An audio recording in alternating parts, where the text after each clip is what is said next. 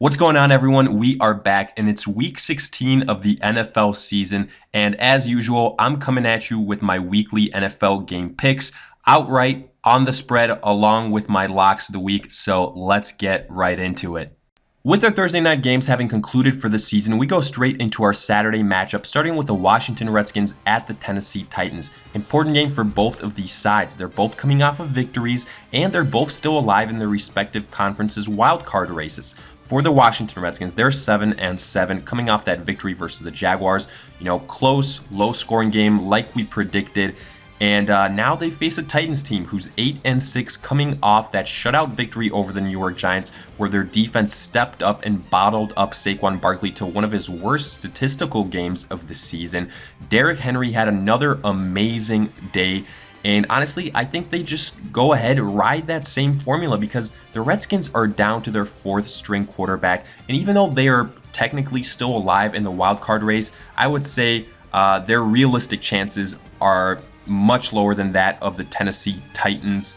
I do think if Adrian Peterson and Chris Thompson are bottled up and the Redskins are forced to throw the football, they're going to get exposed and exposed really badly. For that reason, at home, I'll take the Tennessee Titans here. I think right now they are just finding that great balance for that offense, with Henry doing a lot of the heavy lifting and then Marcus Mariota taking care of business afterwards. I think their defense will be able to go ahead and have a nice outing as well. So give me the Titans outright. However, on the spread, a little bit too high for me, -10.5. As much as the Redskins have struggled, I do think the Titans may be getting a little bit too much credit here. I think a lot of people are seeing that shutout victory from last week and saying the Titans should be at least double-digit favorites. But let's not forget, the Titans do have a tendency of being hot and cold. I wouldn't be surprised if the Redskins make this a closer game than people expect. Now, I still fully think the Titans win this game by at least 7 to 10 points. But when we get to that -10.5 mark, I get a little bit nervous. I think it'll be right around 10 points. For that reason, I have to go with the Redskins on the spread. Next, we go to our Saturday night game where we have the Baltimore Ravens at the LA Chargers, and we are in for a treat here, folks. This is a heck of a Saturday night matchup. Both these teams very much so alive in the playoffs in the AFC. The Chargers could very well go ahead and win their division if the Kansas City Chiefs slip up, and the Ravens, they need to still keep winning if they want to have a shot at the wild card or potentially their own division. So both these teams have so much to play for. The Ravens, they're 8-6, coming off that victory versus the Tampa Bay Bucks. 20-12 victory, not maybe as dominant as we would have liked to see from the Baltimore Ravens, but they still took care of business and they went ahead and beat the team that they were supposed to. And then the LA Chargers, man, 11-3, and in one of the most exciting games of last week, maybe all season, they went ahead and beat the Kansas City Chiefs in the last seconds, scoring that touchdown late, getting that 2-point conversion, and it paid off. They are now at a tie in terms of record in their division, and at home, I do think the Chargers should be favored in this game. I do think they will win this game. Right now, I just think they have the better offense. I think defensively, they can do some nice things. The Ravens have played really well. Don't get me wrong. Lamar Jackson has looked pretty good. He's done enough, especially with his feet. We know Joe Flacco will be backing him up pretty much for the remainder of the season, barring any injuries. But the Chargers, they have a defense that don't sleep on them. I think they can go ahead and rattle Lamar Jackson a little bit. Phillip Rivers is in the MVP consideration. Melvin Gordon should be coming back for this game. Keenan Allen possibly returning as well. So the Chargers should very well be within reach of 100% offensively, having that firepower ready to go. And I got to give the edge for that reason to the LA Chargers. Now, I do think it'll be a close game. I think it'll be decided late, similar to what we've come to expect with the Chargers and with the Baltimore Ravens to some extent this season. But I give the edge to the better offensive team. To me, that is the Chargers. From there on out, on the spread, -4.5. Like I said, I wouldn't be surprised if it's a close game, maybe decided by a field goal in favor of the Chargers. However, I wouldn't be surprised if there's a lot of field goals in this game, considering the two defenses. For that reason, I will take the Ravens to keep it closer, maybe within 2 to 3 points. I like them on the spread, but the Chargers outright. Getting to our Sunday games now, we start with the Atlanta Falcons at the Carolina Panthers, divisional clash of two teams that are out of the playoffs at this point in time. The Falcons 5-9 coming off that drubbing over the Arizona Cardinals. That entire offense had a heck of a day, defense as well, and that was the perfect formula for the Falcons getting the victory. Now they face the Panthers, who are 6-8. And what a shock. Another week, another loss for the Panthers. Unfortunately, it was another close game that they could have won, but ultimately the offense and Cam Newton came up short. And speaking of Cam Newton, he has been shut down for the rest of the season. You know, we were seeing it throughout this losing streak of the Panthers. His shoulder just didn't look right. He wasn't making the passes. He didn't have that touch, not that he really had it to begin with ever, but he was struggling with the long ball, something that at least he could do well beforehand. But now insert Taylor Heineke for the Carolina Panthers.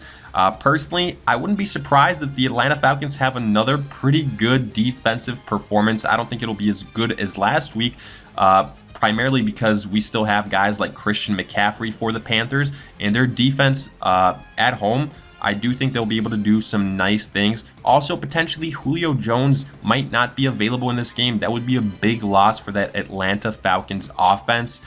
If that is the case, I still do like the Falcons. Don't get me wrong. This should be one of the locks of the week for people, considering Cam Newton isn't playing. I do think Heineke will be struggling to find his go-to guys. Honestly, all the Falcons need to do here is stack the box on the Panthers, shut down Christian McCaffrey, and then force Heineke to beat them with his arm.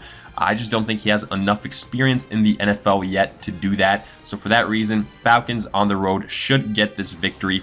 The Panthers -3.5, they're actually favored. To me, this is a no-brainer. I'm taking the Atlanta Falcons to win this game outright and on the spread. Continuing on with another divisional clash, we've got the Buffalo Bills at the New England Patriots. One of these teams coming off a loss, the other off a victory. But go figure, it was actually the Bills that were victorious last week, taking down the Detroit Lions. Josh Allen making some magic happen yet again, and having another rushing touchdown on top of that. Now, quietly, the Bills have put together some nice results. Then, the New England Patriots, they're 9-5, coming off another loss, this time to the Pittsburgh Steelers. And look, no shame in losing to the Steelers, but when that offense looked the way that it did, it is a little bit concerning. Brady wasn't all that accurate. His wide receivers didn't help him out that much either. And speaking of the New England wide receivers, have to address the Josh Gordon situation. He won't be available for the last two games, stepping away from football. Unfortunate, because he was leading the group of wide receivers since being traded to New England. I do think he was having some of that chemistry being built with Tom Brady as well.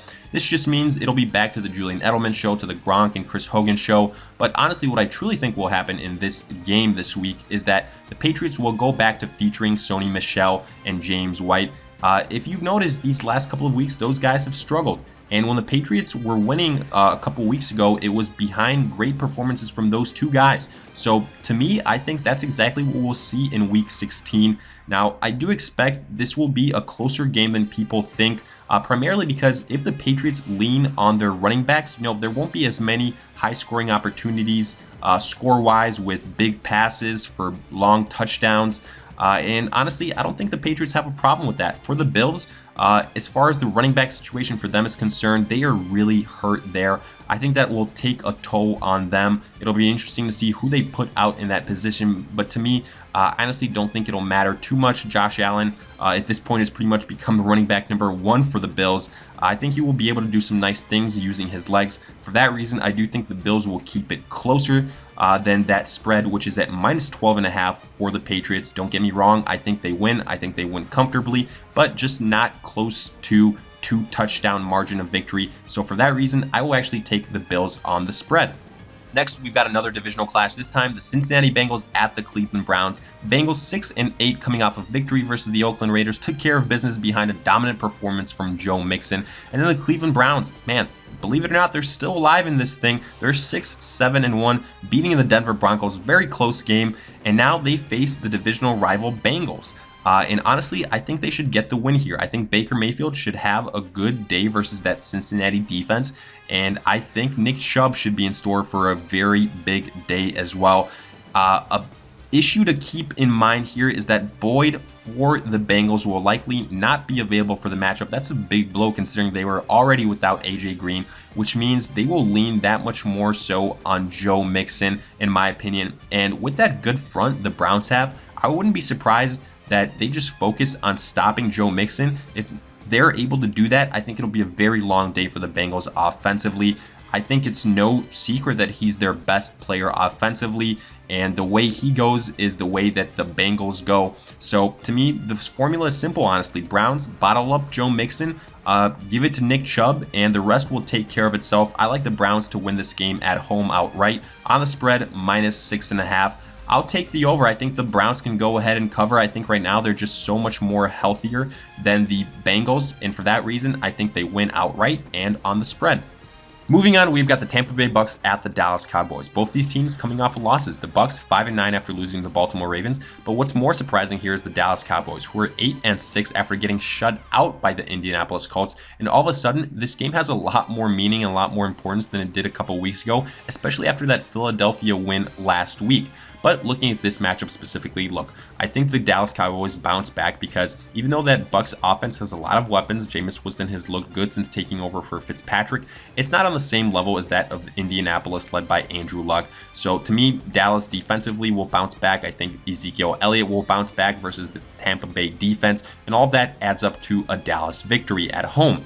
So I like them outright, but on the spread, -7.5 for the Cowboys. I actually like Tampa Bay on the spread, and here's why, because I fully expect some garbage time points here. Jameis Winston and that explosive offense does that so well. And we've seen the Tampa Bay Bucks offensively put up a bunch of yards. I think they can do that here. I think they can go ahead, make this game a little bit closer than the Dallas Cowboys expect. They've definitely got the weapons. They've got the burners offensively. So to me, Dallas Cowboys win this game outright, but the Bucks end up covering the spread. I think the Cowboys win by between 5 and 7 points, which means Bucks on the spread. Next, we've got the Minnesota Vikings at the Detroit Lions, NFC divisional clash. The Vikings 7-6-1 after a very nice victory over the Miami Dolphins, and then the Detroit Lions 5-9 after losing to the Buffalo Bills.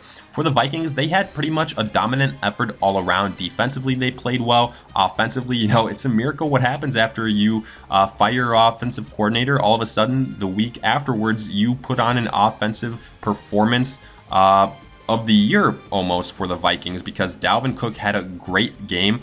He really looks like he's healthy now, and that couldn't have come at a better time for the Vikings. I think they will continue to feature Dalvin Cook, limit what Kirk Cousins has to do, and whenever he does have to put the team on his back, he has still got Adam Thielen and Stephon Diggs, so I'm not worried about that. Even though this is a home game for the Lions, let's not forget what happened last time when these two teams played. The Vikings absolutely ate up Matthew Stafford, and since then, Kerryon Johnson no longer healthy, Golden Tate no longer on the team, Marvin Jones on IR. So the Detroit Lions have lost pieces since then, while the Minnesota Vikings have gained pieces. For that reason, even though this is a road game for the Minnesota Vikings, I will take them to win on the spread plus 5.5.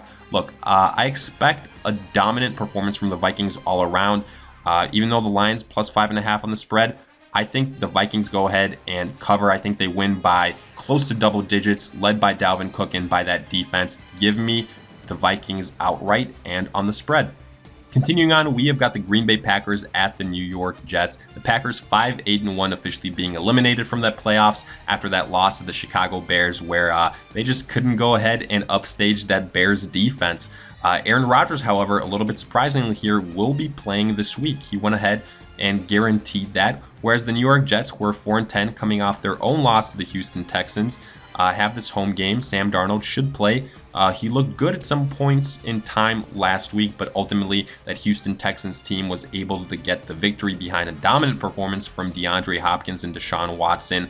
And honestly, in this game, it's tough to go ahead and pick one way or the other, because I think both teams have gone ahead and pretty much mailed it in. I think Green Bay, even though Aaron Rodgers is playing, I don't think we'll see that same motivation. It's nice to see him playing, don't get me wrong, and he alone is the reason why I'm taking the Packers to win this game, because if he had decided to sit, I would be taking the New York Jets. I think the Jets have a very real possibility of winning this game. I wouldn't be surprised. To me, the way these teams are sitting right now, it's pretty much a flip of the coin. Normally, I would take the Packers without a doubt. I will still take them, but I wouldn't be surprised if the Jets win.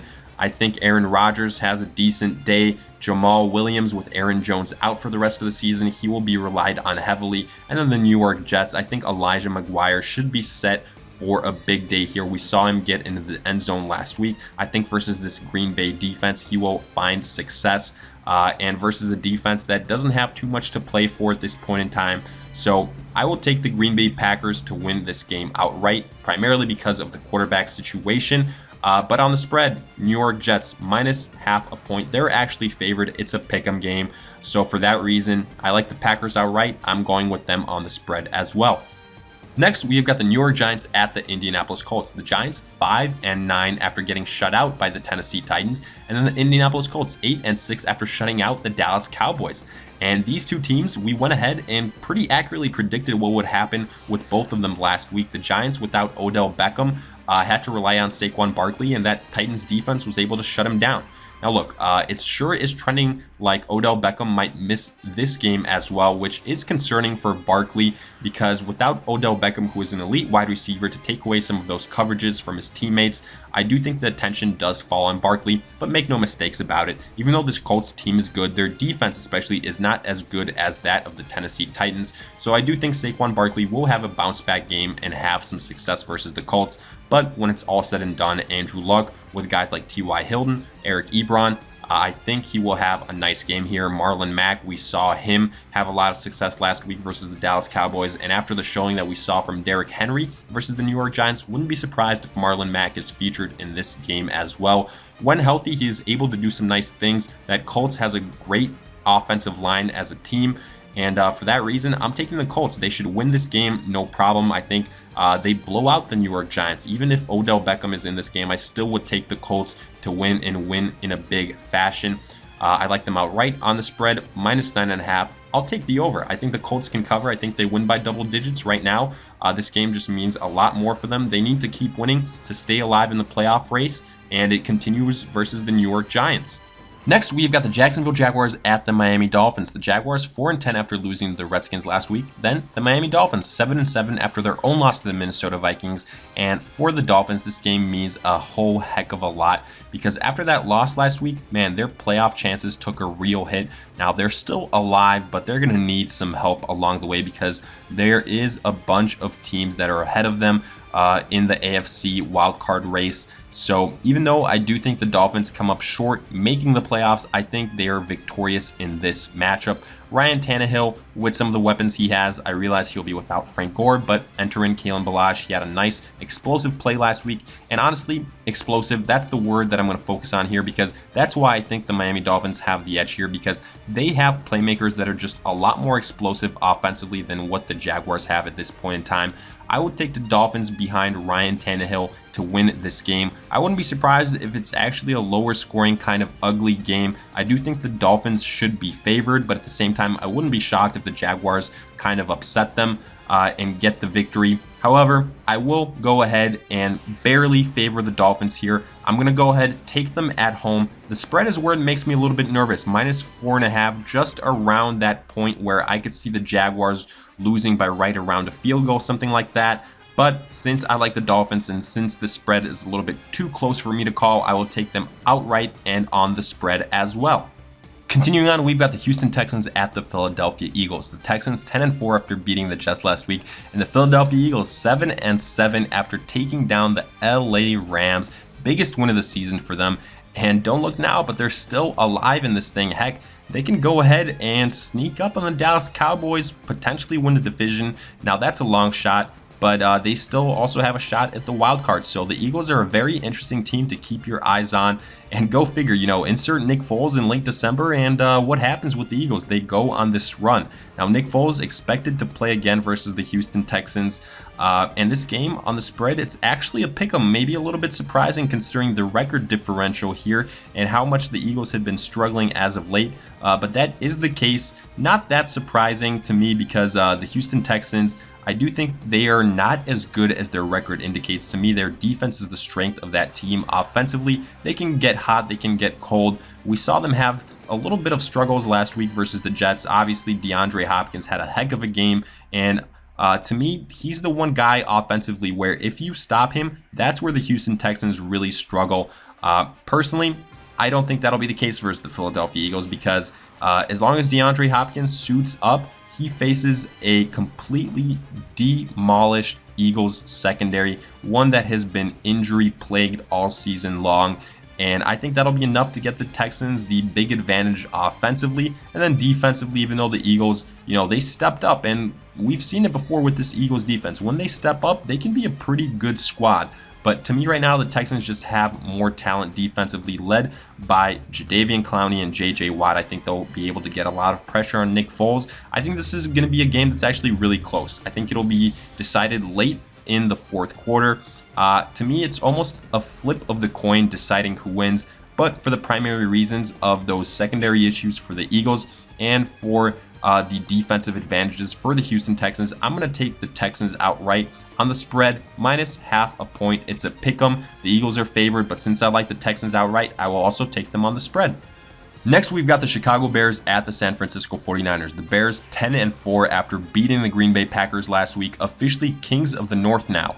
And facing the 49ers team that beat the Seattle Seahawks last team, their own big victory and one of the biggest upsets of Week 15. And wouldn't you know it, man, whatever the record is in the NFC West, all of those divisional teams play each other tough no matter what. Unfortunately, I don't think that'll be the case in this matchup this week because the Bears, with that hellacious defense, even if they were without Mitchell Trubisky in this game, I would still pick them.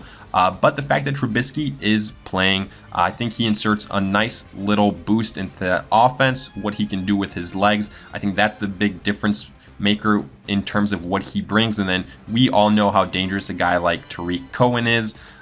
So all those factors to me add up to a Bears win. I like them on the road to get this victory. I think that defense will lead the way and the Bears will be victorious, getting to 11-4 on the season. Outright, I like them on the spread, plus 3.5. I think that's really low for the 49ers. I think the Bears can win this game by a touchdown. I think this is a pretty straightforward game. All in all, Bears should win. To me, they're going to be one of my locks of the week in Week 16.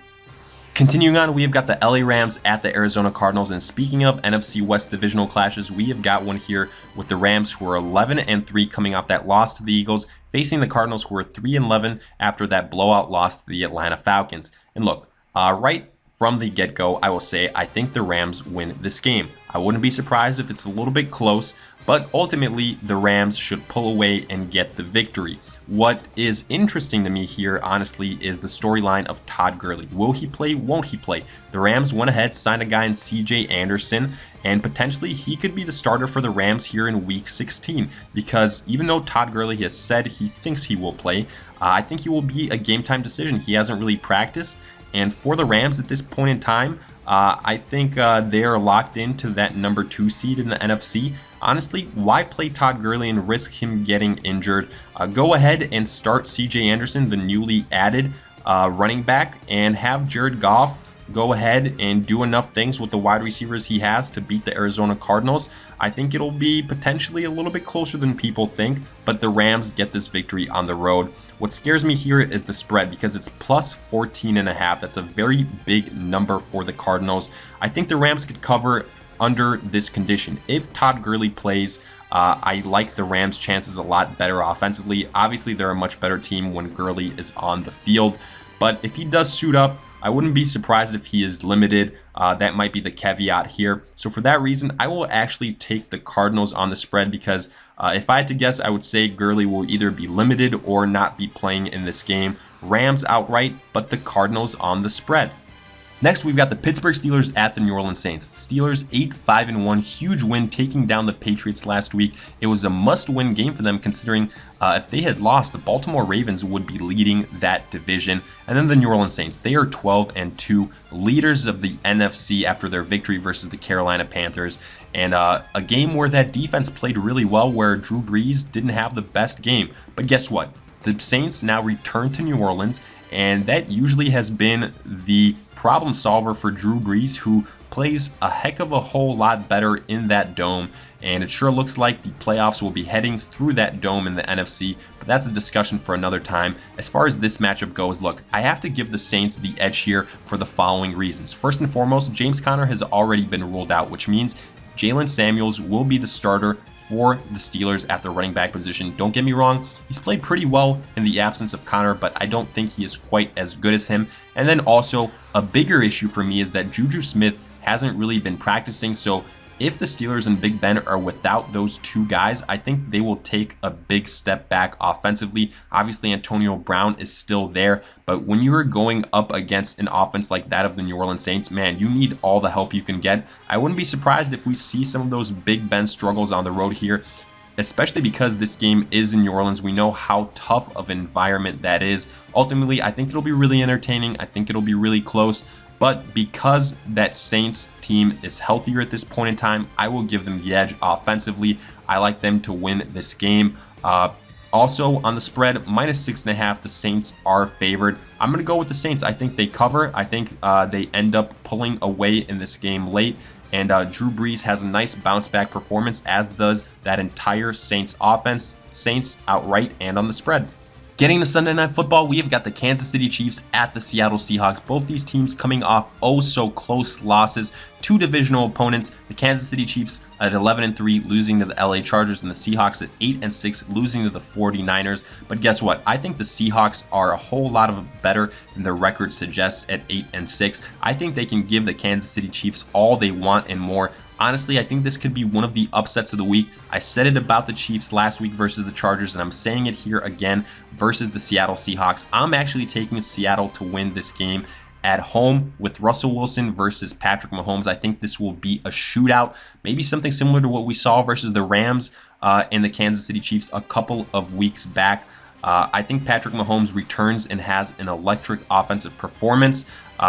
Damian Williams, to me, I think he will be the starting running back here. Spencer Ware has been listed as doubtful for this game, but let's be honest, even when Damian Williams was the featured guy last week, he had a heck of a game. I think he should be a guy that has a lot of success again this week. But to me, the Seattle Seahawks, with the reemergence of Doug Baldwin looking as healthy as he has looked all year, I think he will be a big factor in this game. I think Chris Carson will be a big factor in this game. And ultimately, I think Russell Wilson, he gets the last attempt at this, and he delivers the Seahawks a win, whether it's by a touchdown or by a field goal. I think this will be extremely close. I think it's decided by 3 points at most.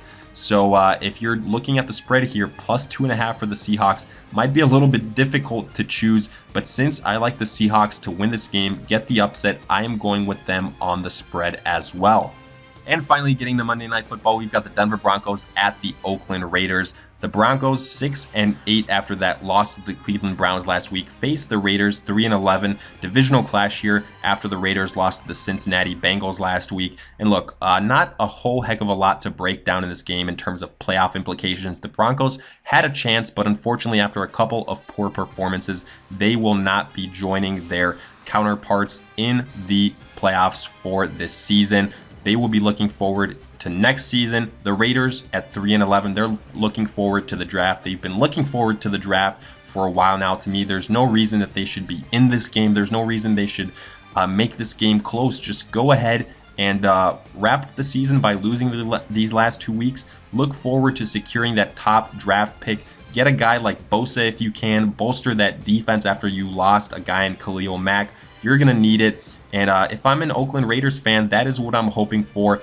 Build through the draft. Get some new young talent to rebuild the squad.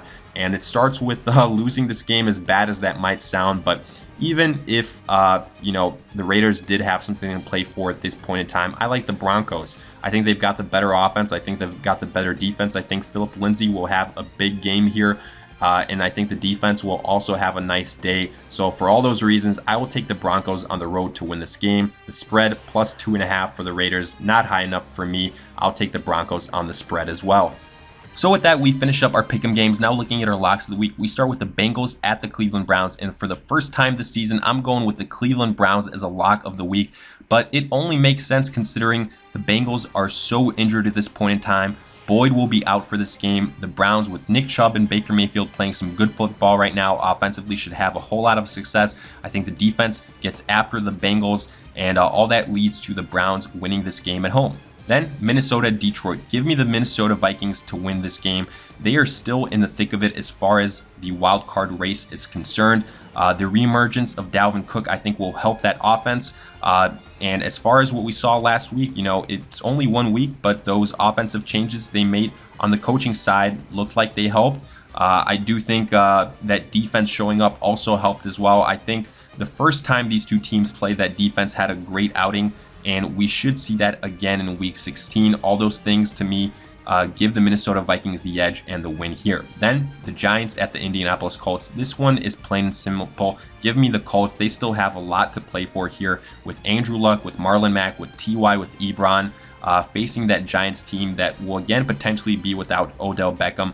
I just don't think the Giants have enough firepower. Give me the Colts to win this game at home. And finally, Bears at the 49ers. Give me the Bears and that terrific defense to go into San Francisco and get this victory.